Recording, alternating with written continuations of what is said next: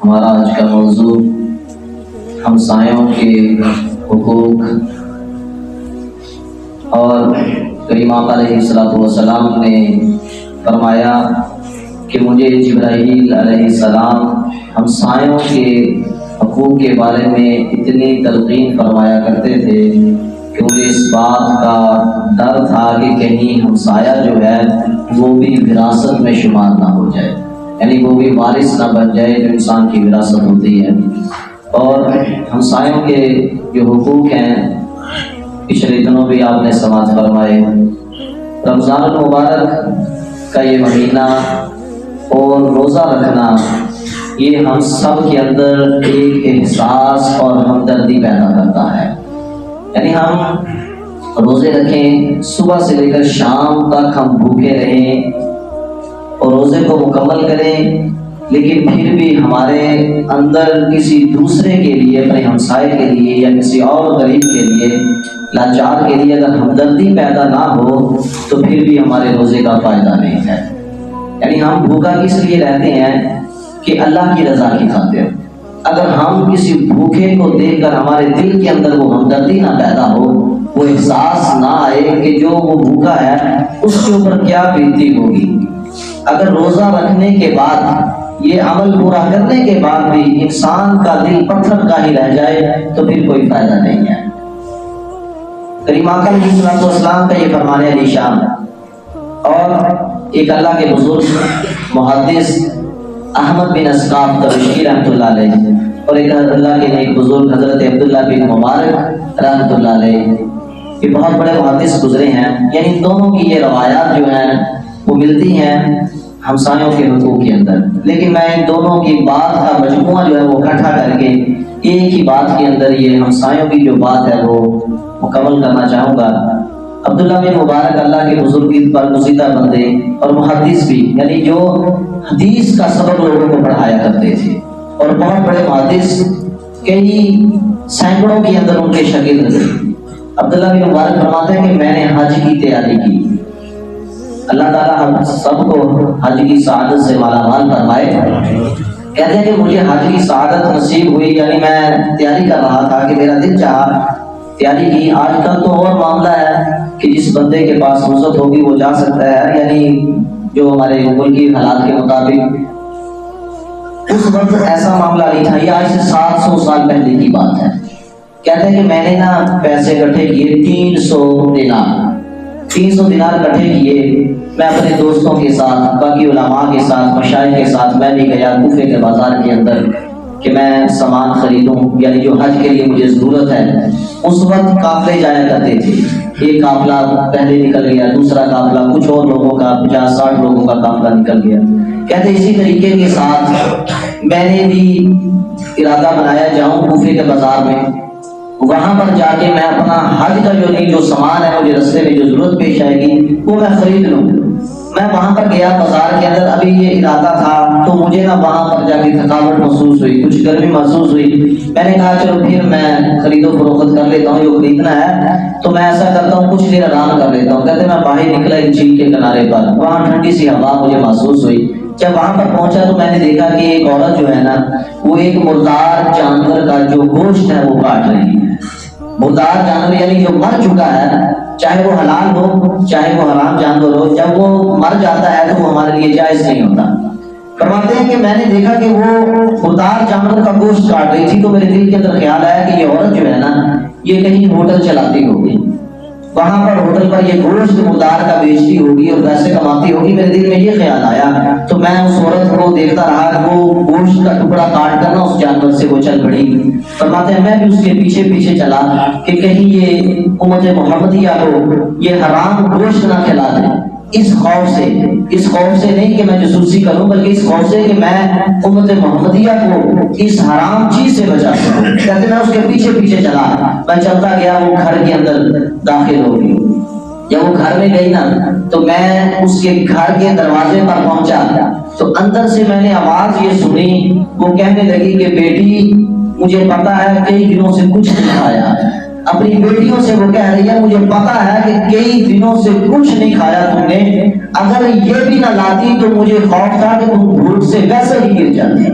یعنی جسم اتنے ہلکان ہو چکے تھے کہ اب بھوک اور برداشت نہیں کر سکتے تھے. اور وہ کہتی ہے کہ بیٹی ہم سید ہیں، یعنی وہ عورت جو تھی وہ سید آتی تھی، کہتی کہ ہم سید ہیں، ہمارے اوپر زکات نہیں لگتی، یعنی ہم مانگ بھی نہیں سکتے. اور وہ بیٹیوں سے کہہ رہی ہے کہ یہ حرام ضرور ہے لیکن میرے کریم آقا کا یہ فرمان بھی ہے جبکہ جان نکلنے والی ہو اور کچھ بھی مل جائے اس کو کھا کر جان کو بچایا جا سکتا ہے. کہتے میں سن رہا تھا جب یہ لفظ سنے گا کہ میری چیخیں نکل گئی، باہر کھڑے کی میری چیخیں نکل گئی کہ یار اتنی مجبور اور کوئی اور نہیں سید آتی، یعنی اس کی حالت یہ ہے کہ گھر میں کھانے کے لیے بھی کچھ نہیں ہے اور حرام گوشت بچیوں کو کھلا کر پیٹ کی بھوک ختم کر رہی ہے. اور عبداللہ بن مبارک سے کہاں پہ رہتا ہے، کہاں کا محدث ہے تو مجھے پتہ ہی نہیں ہے کہ ایک عورت اتنی مجبور اتنی لاچار. کہتے میں نے دروازے پر دستک دی، وہ عورت باہر آئی تو میں نے ہاتھ جوڑ کے عرض کی کہ اماں جان کہ یہ چھوٹا سا تحفہ ہے میرے پاس 300 دینار کا، اگر اور بھی کچھ ہوتا وہ بھی آپ کی بارگاہ میں پیش کرتا تو یہ تو قبول کر دیں. تو کہنے لگی چلے جاؤ ہمارے اوپر یہ ترس نہ کھاؤ، چلے جاؤ. کہتے میں پیروں میں گر گیا، میں جانتا ہوں اس بات پر کہ آپ یہ دینے کے لیے راضی نہیں ہیں، لیکن میں یہ جانتا ہوں کہ یہ جو پیش کر رہا ہوں یہ کچھ بھی نہیں ہے آپ کی خدمت کے لیے، اگر اس سے بھی زیادہ ہوتا اور میں پیش کرتا. فرماتا ہے کہ میں نے وہ دے دیے دینار جو میں نے حج کے لیے تیار کر رکھے تھے پیسے، میں ان کی بارگاہ میں پیش کر کے واپس آ گیا. کہتے سارے میرے دوست جو تھے نا اب جب وہ حج کے لیے جانے لگے مجھے تانے دینے لگے، کہنے لگے عبداللہ بن مبارک ہے تو اس دفعہ تو حج پہ نہیں جا رہا، کیا پیسے جو ہیں وہ کسی جائیداد کے لیے اکٹھے کر رہے ہیں، کیا کوئی زمین خریدنی ہے، کوئی کاروبار کرنا ہے، کیا کرنا ہے تمہیں، اللہ نے بہت کچھ تمہیں دیا ہے تو چلنا. کہتے ہیں میرے پاس کسی کے سوال کا کوئی جواب نہیں تھا، مجھے تانے دیتے کہ سبھی حج پہ چلے گئے، قافلے جاتے گئے، میرا دل بھی تڑپتا رہا کہ یار آج میں بھی ان کے ساتھ حضور کے گھر کی حاضری دیتا، اللہ کے گھر میں حاضری نصیب ہوتی مجھے بھی. کہتے دل تڑپتا رہا، رات کو سوتا تو یہی خواب آتا، یعنی یہی سوچ ہوتی میری کہ آج میں مکہ کے اندر ہوتا، آج میں مدینہ کے اندر ہوتا. انہی خوابوں کے اندر انہی خیالوں کے اندر میرے دن گزرتے گئے. 6 ماہ گزرے، 6 ماہ کے بعد قافلے واپس آنے لگے. کہتے جب سب سے پہلا قافلہ آیا نا تو میں نے ان کو جا کے مبارکباد پیش کی کہ مبارک ہو تمہیں کہ اللہ تعالیٰ نے تمہیں حج کی سعادت عطا فرمائی ہے. کہتے جب میں نے ان کو مبارک دی نا وہ آگے سے مجھ سے کہنے لگے یار تو کیسی باتیں کرتا ہے، اور اتنا بڑا محدث ہو کے ہم سے جھوٹ بولتا رہا تو ٹھیک ہے، تو ہم سے آگے آگے منا کے مقام پہ پھر رہا تھا، ہم نے خود تجھے دیکھا ہے اور تو ہم سے جھوٹ بولتا ہے، ہمیں حج کی سعادت دیتا ہے حالانکہ تو ہم سے بھی آگے آگے تھا. کہتے میں حیران ہو گیا یہ کیسی باتیں کرتی ہیں. وہ قافلہ گزرا، پھر تھوڑی دنوں بعد دوسرا قافلہ آیا، ان کو بھی میں نے حج کی سعادت دی کہ اللہ نے تمہیں حج کی سعادت دی، مبارک ہو تمہیں. کہتے وہ مجھے کہنے لگے یار بڑا تیز ہے تو، یہاں پہ کہتا تھا میں جا نہیں سکتا، وہاں پہ عرفات کے میدان میں تو ہماری بات ہی نہیں سنتا تھا، یعنی ہم سے بھی آگے تو اللہ کی بارگاہ کے اندر اللہ کے گھر میں چل پھر رہا تھا. پھر کہتے ہیں کہ میں اور پریشان ہو گیا کہ میں تو یہاں پر یہ کیسی باتیں کرتے ہیں. کہتے بات سمجھ نہ آئی. کچھ دن گزرے، میرے ایک اور دوست محدث شیخ وہ بھی حج سے جب واپس آئے نا، میں صبح مجھے پتا چلا کہ وہ واپس آ گئے. میں نے ان کا دروازہ کھٹکھٹایا، میں نے ان سے یہی بات کی مبارک ہو اللہ نے آپ کا حج قبول فرما دیا. کہتے وہ آگے سے میرے ساتھ غصہ ہوئے، وہ یار اتنا بڑا شخص ہو کے جھوٹ بولتا ہے ہم سے کہ تو کہتا ہے کہ میں نہیں گیا. تجھے پتا ہے نا کہ جب روزہ رسول صلی اللہ علیہ وسلم کے سامنے کھڑے ہو کر تو نے مجھے یہ اشرفیوں کی یعنی وہ دینار کی جو تھیلیاں تھی مجھے پکڑائی تھی تو میں کیسے سنبھالتا. کہتے اس نے وہ مجھے واپس کر دی. دینار کی کچھ تھیلی تھی اس کے اندر دینار جو مجھے پکڑائے اور کہنے لگے یہ لو سنبھالو اپنے پیسے، میں نہیں تو سنبھال سکتا. کہتے میں اور حیران ہو گیا یا اللہ یہ کیسا ماجرا ہے، میں تو کہیں گیا بھی نہیں اور لوگ مجھے کیسی باتیں سنا رہے ہیں. کہتے میں گھر گیا اور اللہ کی بارگاہ میں دعا کی اللہ یہ کیسا کیڑا لگا دیا ہے، اس کو کھول دے مجھے بھی بتا دے ماجرا کیا ہے. کہتے ادھر ابھی یہ خواہش تھی دل کے اندر، آنکھیں بند ہوئی، آنکھیں بند کر کے جب میں نے دوبارہ کھولی نا تو کیا دیکھا کہ میرا گھر جو تھا وہ نور سے چمکنے لگا.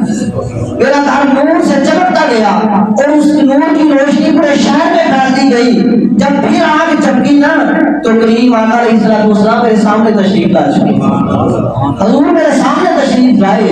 حضور نے فرمایا مبارک تو کیا سوچتا ہے کہ تو اگر نہیں گیا اللہ نے تیری جگہ پہ ایک فرشتے کی ڈیوٹی لگا رکھی تھی اور وہ تیری جگہ پہ پورے حج کے ارکان کو ادا کرتا رہا ہے اور اللہ نے اس فرشتے کو پیدا کر دیا ہے ثواب تجھے عطا کرے گا.